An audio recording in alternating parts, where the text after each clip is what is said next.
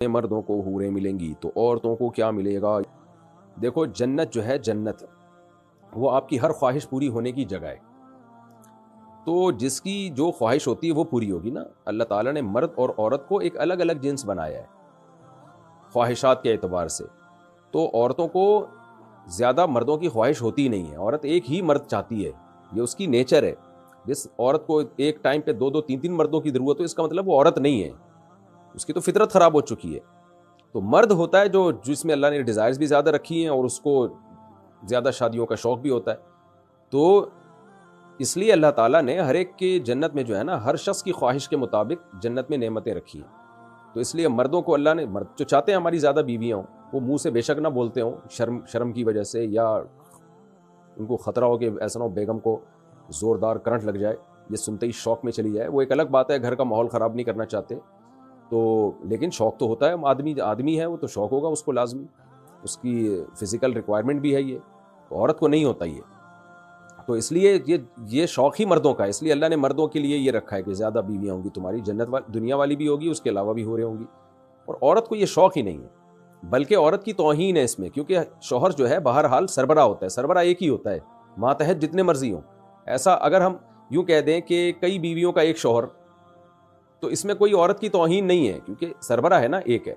अगर हम यूँ कह दें कि एक औरत के कई शौहर, इसका मतलब ये हुआ कि मातहत के कई सरबरा। तो सरबरा एक से ज़्यादा होना आपकी ज़िल्लत है इसमें। 6 बॉस हैं आपके, तो पागल हो जाओगे भाई तुम तो, अगर तुम्हारे बॉस एक ही होता है, सरबरा एक ही होता है। इसी में इज्जत है। तो औरत की इज्जत इसमें है कि उसका एक शौहर हो, एक से ज़्यादा ना हो। इसलिए जन्नत में अल्लाह ने औरत के लिए एक शौहर रखा है। और मर्द की इज्जत इसमें है कि उसकी बीवियाँ ज़्यादा हों, इसलिए अल्लाह ने जन्नत में मर्द के लिए ज़्यादा बीवियाँ रखी हैं। तो ये तो यूरोप ने और मगरबी दुनिया ने मर्द और औरत को एक सेम करार दे दिया, वरना हकीकत ये है कि मर्द और औरत दोनों अलग अलग जिन्स हैं, उनकी नफ्सियात अलग है, उनके ज़िम्मे काम अलग अलग हैं। ख़वातीन के यहाँ विलादत होती है, हैज़ व निफास के मसाइल होते हैं, मर्दों के यहाँ ये नहीं होते। मर्दों के मसाइल अलग हैं, उनके यहाँ कि मेहनत मशक्क़त वाले काम करने, उन्होंने मैदान जंग में लड़ना है, 20 किस्म के दोनों की अलग अलग एक्टिविटीज़ हैं। तो इसलिए दोनों के एक दूसरे पे क़यास नहीं किया जा सकता। बाकी ख़वातीन को जन्नत में बहुत नेमतें मिलेंगी जो ख़वातीन के हिसाब से होंगी। हर औरत चाहती है, सबसे ज़्यादा ख्वाहिश है मुझ में हुस्न व जमाल बहुत ज़्यादा हो, तो अल्लाह ने जन्नत की औरत को बहुत ज़्यादा हुस्न व जमाल दिया होगा। फिर खाना पीना और ख़रीदारी, जन्नत में बाकायदा बाज़ार लगेंगे। तो ये सारी नेमतें अल्लाह ताला ने ख़वातीन के लिए भी रखी हैं। तो इसलिए कोशिश इसकी करनी चाहिए, जन्नत में चले जाएं, हम किसी तरीके से चले जाएं, ताकि हर ख्वाहिश हमारी वहाँ जाके पूरी हो। हाँ, किसी को ये ख्याल हो कि अगर किसी को ख्वाहिश ही ऐसी पैदा हो रही है, कोई एक साहब मुझे कहने लगे अगर जन्नत में किसी का चरस पीने का दिल चाह रहा है, मैंने कहा चरसियों के लिए जहन्नम है भाई, चरसियों के लिए जन्नत अल्लाह ने कब कहा कि? तो जन्नत में तो पाकीज़ा लोग जाएंगे ना, तो पाकीज़ा ही सिफ़ात होंगी उनकी, उनको पाकीज़ा चीज़ें ही पसंद होंगी। मुझे अपने कारोबार में बहुत परेशानियां हैं, ऐसा लगता है किसी ने कुछ जादू कर दिया है। जिसको भी कोई परेशानी हो उसको उस ज़माने में ऐसा लगता है कि किसी ने कुछ कर दिया है। अल्लाह ताला तो कहते हैं मा यफ्तहिल्लाहु लिन्नासि मिन रहमतिन फला मुमसिका लहा, मा यफ्तहिल्लाहु लिन्नासि मिन रहमतिन फला मुमसिका लहा व मा युमसिक फला मुरसिला लहु मिन बादी। अल्लाह किसी को कोई नेमत दें तो किसी का कोई दुनिया की ताकत रोक नहीं सकती, और नेमत ना दें तो कोई उस नेमत को दिलवा नहीं सकता। ये तो अल्लाह का कुरान में हुक्म है। तो अब ये इन चीज़ों में पड़े रहना बंदिश है। भाई मेहनत करो, कारोबार तलाश करो, कारोबार में पैसा नहीं मिल रहा तो मुलाजमत करो। सबको थोड़ी कारोबार में पैसा मिलेगा, तो कारोबार को तरजीह दी है शरीयत ने, लेकिन हर एक थोड़ी करेगा। कारोबार भी लोगों का जब ही चलता है जब उनको मुलाजिम तो मिले। तो कुछ को अल्लाह कारोबार करवाएगा, कुछ को मुलाजमत से रोज़ी देगा। तो जिस तरह भी मुमकिन हो मेहनत करें, दुआएं करें। मैं भी दिल से दुआ करता हूँ अल्लाह ताला आपको कुशादा रिज़्क़ हलाल नसीब फरमाए। बाकी इन चक्रों में नहीं पड़े, और आमिल वामिल के पास चले गए वो तो और उल्लू बना देगा। घर से मस्जिद दूर है और मैं एक फैक्ट्री में काम करता हूँ, तो क्या मैं सुन्नत छोड़कर फ़र्ज़ नमाज पढ़ सकता हूँ? सुन्नत मुअक्कदा नहीं छोड़ सकते भाई, कभी कभार छोड़ी जा सकती है, लेकिन मामूल बना लेना इसका ये ठीक नहीं है। मुख्तसर पढ़ लिया करें, लेकिन सुन्नत मुअक्कदा भी पढ़ना ज़रूरी है। तो कितना टाइम लगता है, आप जाएं। अच्छा, मस्जिद अगर बहुत ज़्यादा दूर है तो फिर तो जमात की नमाज, यानी मस्जिद की जमात लाजिमी नहीं है अगर ज़्यादा दूर है।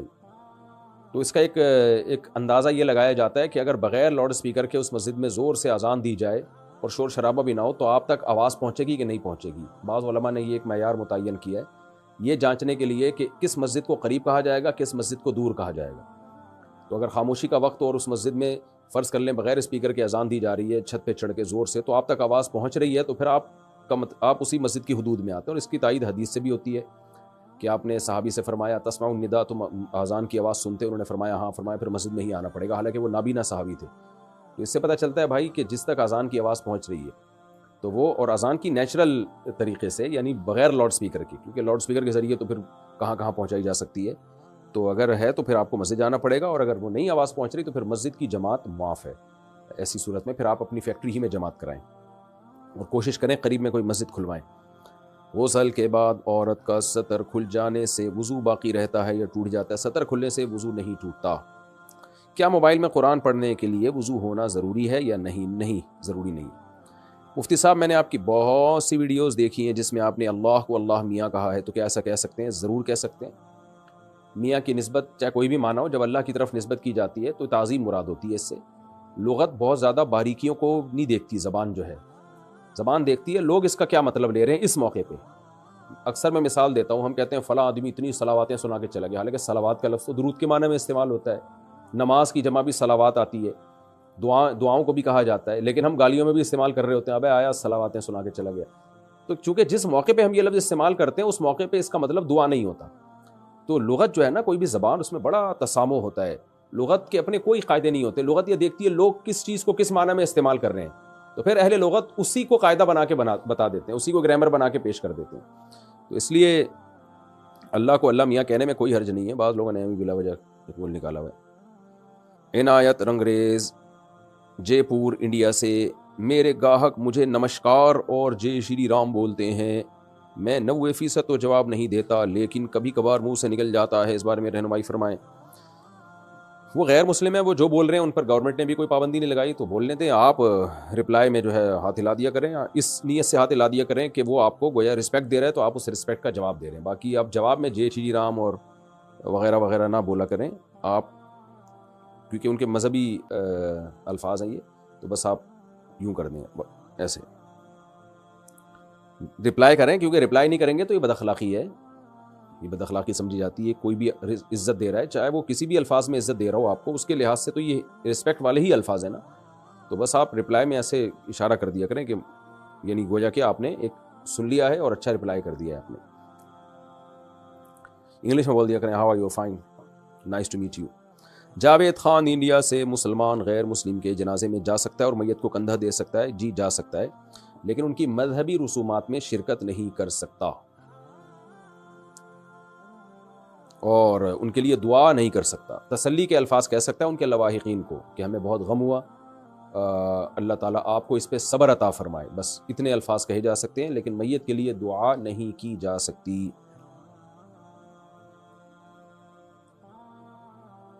کیا جرابوں پر مسح کرنے والے شخص کے پیچھے نماز پڑھنا جائز ہے؟ سعودی عرب میں سب اس کو جائز سمجھتے ہیں، اور اوقات امامت کرنے والے بھی جرابوں پر مسح کرتے ہیں. تو اس نماز کے بارے میں کیا حکم ہے؟ نہیں، جائز نہیں ہے.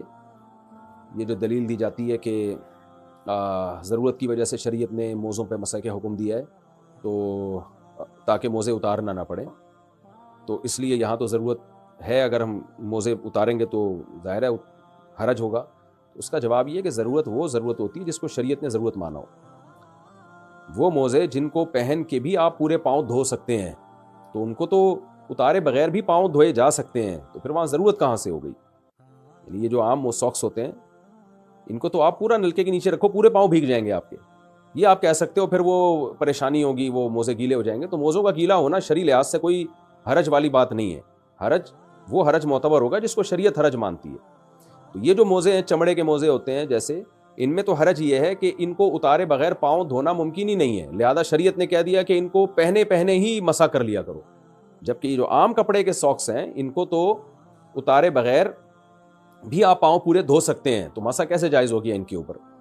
اور رہی یہ دلیل کہ نبی صلی اللہ علیہ وسلم سے موزوں پر مسح ثابت ہے. بھائی نبی صلی اللہ علیہ وسلم سے جس طرح کے موزے یا خفین پر مسح ثابت ہے، وہ موزے تھے جو جوتے کا آلٹرنیٹ تھے، جوتے کے بغیر استعمال ہوتے تھے، کیونکہ یہ عبادت ہے نا. اور قرآن مجید نے ہمیں حکم دیا پاؤں دھونے کا، تو اتنا واضح حکم بہت ہی واضح دلیل سے تو چھوڑا جائے گا. جس دلیل میں کنفیوژن ہو گئی تو قرآن میں جو پاؤں دھونے کا حکم ہے پھر وہ ترک نہیں کیا جائے گا. ورنہ تو بعض لوگوں نے یہاں تک بھی کہہ دیا پاؤں پہ ٹیشو باندھ کے بھی آپ مسا کر سکتے ہیں. ان کو کیا آپ کس دلیل سے آپ رد کریں گے؟ ان کو پاؤں کا صرف ڈھکا ہونا کافی نہیں ہے، وہ موزے پاؤں میں پہنے ہوئے ہوں جو جوتوں کا آلٹرنیٹ ہوتے ہیں. اس لیے فقہا نے چاروں ائمہ نے کچھ نہ کچھ شرطیں لگائی ہیں اس پہ اپنے اپنے اجتہاد کے حساب سے، کیونکہ چاروں نے اس چیز کو ملحوظ رکھا ہے کہ بھائی جوتوں کا آلٹرنیٹ کون کون سے موزے ہو سکتے ہیں. پھر کسی نے شرط لگائی کہ نیچے بھی چمڑا اوپر بھی چمڑا، کسی نے کہا نہیں صرف اوپر چمڑا ہونا کافی، وغیرہ وغیرہ. میں ان شرطوں کی تفصیل میں نہیں جاؤں گا، لیکن یہ جو موزے ہیں جو عام موزے آ رہے ہیں تو نبی کے دور میں تھے ہی نہیں بھائی. تو نہ یہ وہ والے موزے ہیں نہ ان جیسے موزے ہیں. ضروری نہیں کہ وہ موزے پہنے جو نبی کے دور میں تھے، بلکہ ان جیسے بھی پہنیں گے تو بھی مسا جائز ہوگا، لیکن یہ نہ وہ ہیں نہ ان جیسے ہیں. تو انہیں پہن کے تو کوئی بھی پیدل نہیں چلتا. تو اس لیے کوئی بھی کپڑا پاؤں میں چڑھا لو ہلکا پھلکا سا، یا ٹیشو پیپر باندھ لو، کاغذ باندھ لو، اس سے تھوڑی مسا جائز ہو جائے گا اس کے اوپر. اس لیے ہماری رائے میں ٹھیک نہیں ہے. آپ ان کے اگر یقین ہو کہ امام نے ان موزوں پہ مسا کیا ہے تو اس کے پیچھے نماز جائز نہیں ہے. باقی فتنہ فساد نہ کریں، جھگڑا وگڑا نہ کریں، آپ اپنی نماز پڑھ لیں. اور اگر آپ نے خود نہیں دیکھا تو پھر اس کے پیچھے نماز پڑھ لیں. امام آ کے کھڑا ہوا موزے پہنے ہوئے ہیں تو آپ کو کیا پتا کہ اس نے عام موزوں پہ مسا کیا، ہو سکتا ہے نہ کیا ہو مسا، آپ پیچھے نماز پڑھ لیں اس کی. ہاں جب پتہ ہے کہ انہوں نے عام موزوں پہ مسا کیا پھر نماز نہ پڑھیں. یہاں بعض لوگ ایک سوال کرتے ہیں کہ اس سے تو مت میں اختلاف پیدا ہوگا. بھائی اختلاف پیدا ہو رہا ہے امام کے عمل کی وجہ سے. اگر امام صاحب کی رائے یہ ہے کہ ان موزوں پہ مسا جائز ہے تو اپنے جب انفرادی نماز پڑھیں تو پڑھ لیں. جب آپ امامت کریں تو آپ کو جمہور کی رائے کا احترام کرنا چاہیے. جمہور علماء فقہا وہ تو اسی کے قائل ہیں کہ بھائی ان پہ مسا جائز نہیں ہے. تو آپ کو چاہیے مقتدیوں کی آپ رعایت کریں کہ میرے اس طرز عمل سے بہت سارے لوگ نماز سے کٹ سکتے ہیں، یا نہیں بھی کٹیں گے تو ان کو وہم اور کنفیوژن تو ہوگی نا کہ پتہ نہیں ہماری نماز قبول ہو بھی رہی ہے کہ نہیں ہو رہی. تو آپ سیدھا سیدھا پاؤں دھو کے آ جاؤ، یا وہ موزے پہن کے مسا کر لو کہ ان موزوں کے مسا کرنے سے سب کے نزدیک نماز جائز ہو جاتی ہے. تو امام کو تو اس کا بڑا خیال کرنا چاہیے کہ اس طریقے سے نماز پڑھے کہ پیچھے سب لوگوں کے نزدیک اس کی نماز ہو جائے، تاکہ پیچھے لوگ مقتدیوں میں خلفشار پیدا نہ ہو، کنفیوژن پیدا نہ ہو.